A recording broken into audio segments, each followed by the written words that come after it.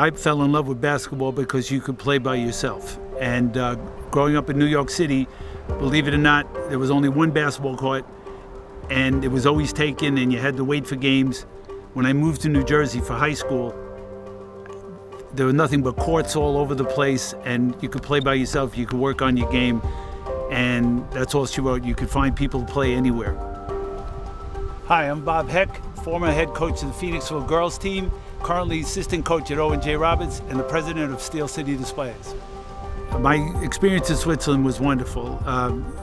The basketball was fantastic, naturally, but the main thing was living overseas in an Italian mentality. It was Switzerland. I thought I was going to Italy, but the name was in Italian. I found out when I landed at the wrong airport and got to the town and tried out. I had a backpack with me. I have a knapsack because if I got cut, I'd said I'm going to find another team.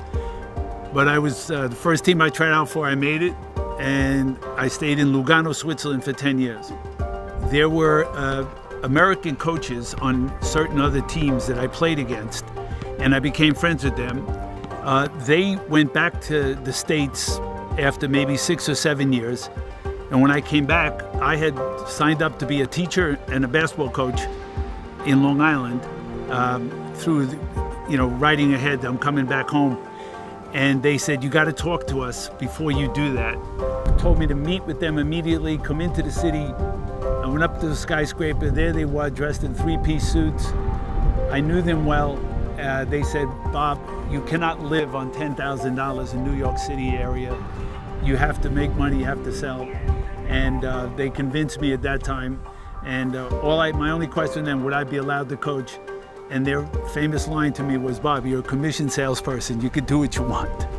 Eventually, I moved to Pennsylvania. They opened up an office and they asked me to be the manager. And I moved down here in 1985. And unfortunately, the company went out of business a couple of years later. And I had created a book of business. So I just went around to everyone and said, do you mind if I change my name? They said, no, you do the same thing. And before I knew it, I had a company.